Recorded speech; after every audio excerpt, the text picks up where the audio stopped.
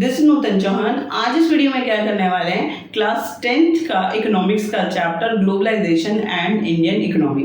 इससे पहले की वीडियो में मैं आपको ग्लोबलाइजेशन का मीनिंग अच्छे से समझा चुकी हूँ और हम कंटिन्यू कर रहे थे कि कौन से वो फैक्टर हैं जिसकी वजह से ग्लोबलाइजेशन बढ़ता है, आपस में कंट्रियाँ बहुत स्ट्रांगली जुड़ गई हैं।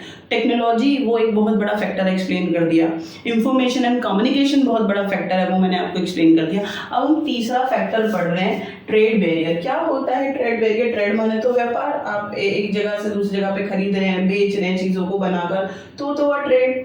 अब बैरियर का मतलब होता है ऑब्स्टेकल, रुकावटें। तो ट्रेड बैरियर अगर आप इसको ट्रांसलेट करेंगे यानी व्यापार में रुकावटें पैदा करना, ठीक है। तो प्लीज़ पहले आप इसको समझो कि मैं क्या कहना चाहती हूँ। One of the important topic जिसकी वजह से ग्लोबलाइजेशन बढ़ता है, बात को समझो।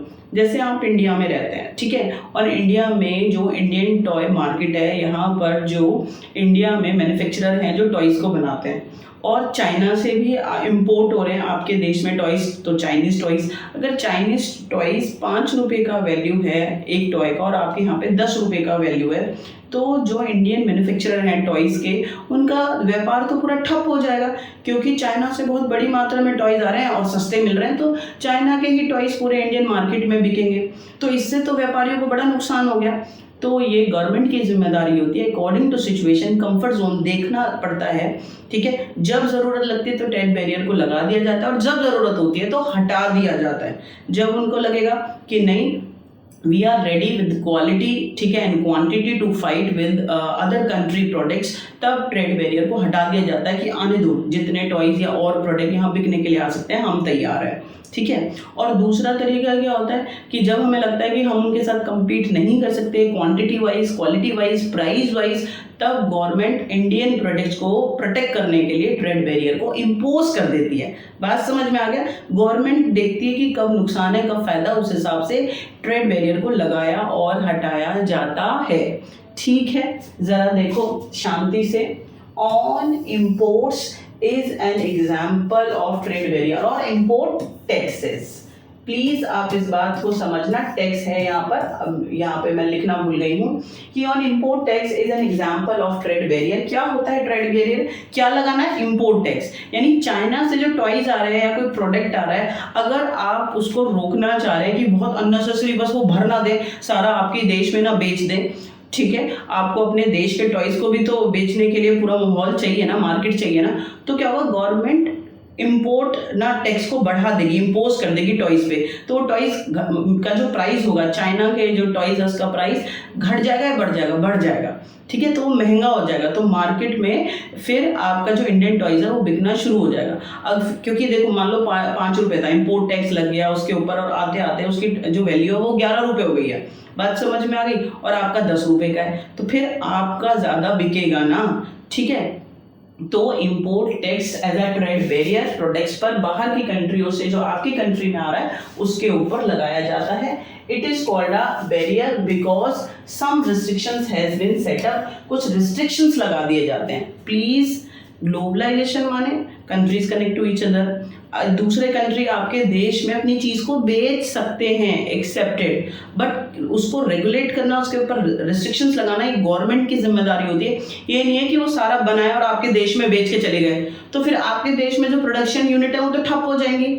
तो उसको प्रोटेक्ट करने के लिए ऐसा किया जाता है। बात समझ में आ गया कि ट्रेड बैरियर लगा देंगे। Trade barrier for example import taxes को बढ़ा दिया जाता है, बाहर से आने वाली चीज़ों पर इंपोर्ट टैक्स को बढ़ा दिया जाता है, ठीक है।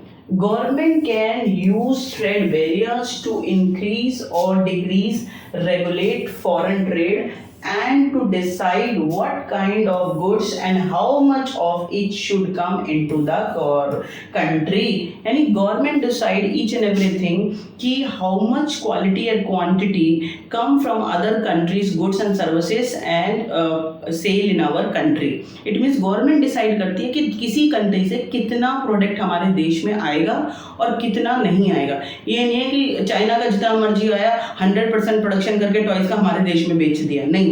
हमारे जो देश के व्यापारी हैं उनका भी तो ध्यान रखना है ना, चाहे वो कपड़े के व्यापारी हैं चाहे टॉयज के व्यापारी हैं, तो दूसरे देश से गवर्नमेंट आने देती है, गवर्नमेंट को फायदा होता है, टैक्स मिल रहा होता है, एक्सेप्टेड। लेकिन गवर्नमेंट को ये भी ध्यान रखना होता है कि हमारे देश में जो प्रोडक्शन हो रहा है चीज़ों का, तो उनको नुकसान ना हो जाए, मैन्युफैक्चरर यूनिट्स को। बात समझ में आ गई? तो गवर्नमेंट क्या करती है, ट्रेड बैरियर का यूज़ करती है और अपनी इच्छा के हिसाब से देखती है, चेक करती है कहाँ फ़ायदा है कहाँ नुकसान है। तो government of any country decided कि how much restrictions trade barrier they impose any product of other country, कितना उनको मंगवाना है और कितना उन्हें मना करना है, वो सारा कौन डिसाइड करता है? गवर्नमेंट डिसाइड करती है। आपको समझ में आया होगा, ट्रेड बैरियर बहुत इंपॉर्टेंट फैक्टर ग्लोबलाइजेशन के लिए। एग्जाम्पल समझो, इंडिया का एग्जाम्पल है। देखो, व्हेन इंडिया इंडिपेंडेंट, जब इंडिया आज़ाद हुआ, हम कमज़ोर थे, अंग्रेज़ ने हमें बहुत एक्सप्लॉइट किया था, सारा हमारे पैसे को ना लूट के चले गए, इंडस्ट्री बर्बाद, एग्रीकल्चर बर्बाद। तो दैट टाइम पीरियड जो इंडियन इंडस्ट्रियलिस्ट हैं, ट्रेडर्स हैं, they were unable to fight with other countries product and traders. यानी उस टाइम पर हमारी फैक्ट्रीज पूरा ठप है, हम उतना ज़्यादा टेक्नोलॉजी हमारी नहीं थी, उतना ज़्यादा हम प्रोडक्ट्स की क्वालिटी को इम्प्रूव नहीं कर सकते थे। तो गवर्नमेंट ने उस टाइम पर ट्रेड बैरियर को लगाया, इम्पोज किया, ताकि जो हमारे देश के मैन्युफैक्चरर यूनिट हैं, व्यापारी हैं, वो चीज़ों को अच्छे से बना सके, बेच सके। अगर जब देश आज़ाद हुआ था ना और गवर्नमेंट ट्रेड बैरियर नहीं लगाती, तो जो बाहर के देशों से, यूरोप की कंट्रीज से अगर माल आता, वही बिकता, वो अच्छी क्वालिटी का था, तो हमारे व्यापारियों को तो कभी भी आगे बढ़ने का चांस ही नहीं मिलता। तो गवर्नमेंट ने क्या करा, जब देश आज़ाद हुआ तो ट्रेड बैरियर को इम्पोज कर दिया कि बाहर से चीज़ें ना आए हमारे देश में। बहुत बहुत कम चीज़ें हमारे देश में बाहर से मंगवाई जाती थी, बाकी ट्रेड बैरियर से रोक दी जाती थी, ताकि जो हमारे देश के व्यापारी हैं, इंडस्ट्री हैं, वो डेवलप हो सके। ठीक है, इतनी बात समझ में आ गई। लेकिन 1990s में क्या हुआ, सिचुएशन बदली, टेक्नोलॉजी हमने अपनाई, हमारी चीज़ों की क्वालिटी इंप्रूव होने लगी। तब गवर्नमेंट को लगा now this is the time. 1991 के बाद गवर्नमेंट को लगा कि अब ट्रेड बैरियर को हटा देना चाहिए। अब हमारे देश के व्यापारी, मैन्युफैक्चरर, इंडस्ट्रियलिस्ट पूरे तरीके से तैयार हैं, हमारे देश का प्रोडक्ट की क्वालिटी अच्छी हो गई है, अब हम दूसरे देश के प्रोडक्ट के साथ फाइट कर सकते हैं। आने दो दूसरे देश के जो क्वालिटी का कपड़ा है या चीज़ें हैं, हमारे देश में भी अच्छी क्वालिटी टेक्नोलॉजी के साथ चीज़ें बन रही हैं, तो कोई दिक्कत नहीं होगी। आया समझ में? तो दिस इज द एग्जाम्पल किसी भी देश की जो गवर्नमेंट है डिसाइड करती है कि कब उन्हें ट्रेड बैरियर इंपोर्ट टैक्सेस लगाने हैं और कब उन्हें ट्रेड बैरियर को हटाना है। इंडिया बहुत फाइन एग्जाम्पल है, जरा देखो।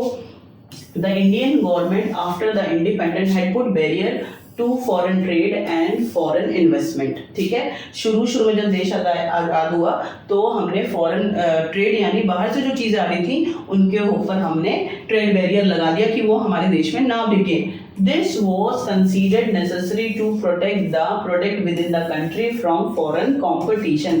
क्योंकि शुरू में बहुत ज़रूरी था, देश आज़ाद हुआ था, हमारे जो इंडस्ट्रीज थे वो या इंडस्ट्री थी पूरा बर्बाद थी, अंग्रेज पूरा एक्सप्लॉइट करके गए थे, तो हमें टाइम चाहिए था अच्छी क्वालिटी के प्रोडक्ट्स को बनाने के लिए। ठीक है, हम तब कंपटीशन के लिए दूसरे देशों के प्रोडक्ट के साथ तैयार नहीं थे। लेकिन स्टार्टिंग अराउंड 1991 तक आते आते हमारे इंडस्ट्रीज की जो हालत है वो सुधर गई। ठीक है, क्वालिटी हमारी अच्छी हो गई। The government decided the time had come from India producers to compete with producers around the globe. It felt that competition would improve the performance of producers within the country since they would have to improve their quality. It means 1991 के बाद government ने decide करा अब trade barrier को हटा देना चाहिए, यानी अब बाहर की चीज़ों को बिकने देना चाहिए भारत के अंदर, और भारत के जो इंडस्ट्रियलिस्ट हैं उनके प्रोडक्ट को भी बिकने दो। तो उससे क्या होगा, एक हैवी टफ कंपटीशन होगा, और जो हमारे इंडस्ट्रियलिस्ट हैं वो उनको और भी ज़्यादा क्या मिलेगा, वो और एनकरेज होंगे कि और ज़्यादा क्वालिटी को अच्छा बनाए। बाहर का भी चीज़ें बिकने के लिए आ रही हैं, हमें और अच्छी अपनी क्वालिटी बनानी है कि हमारा जो प्रोडक्ट है वो तो लगातार बिकता है। तो hopefully you understand trade barrier क्या होता है। प्लीज़, जब चाहे गवर्नमेंट ट्रेड बैरियर इम्पोज कर सकती है प्रोडक्ट के ऊपर, और जब चाहे हटा सकती है। अकॉर्डिंग टू सिचुएशन देखना होता है कि बेनिफिशियल कंट्री के लिए कौन सी है।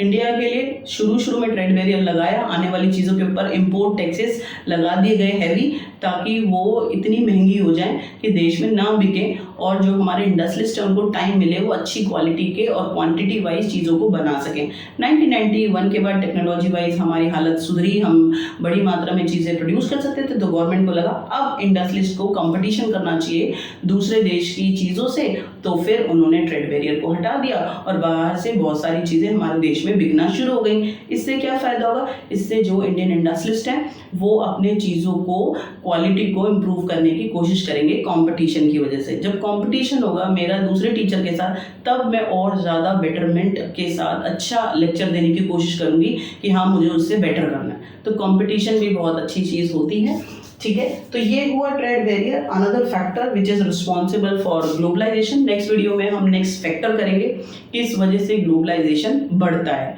ठीक है। तब तक के लिए आप बहुत खुश रहो और पढ़ते रहो।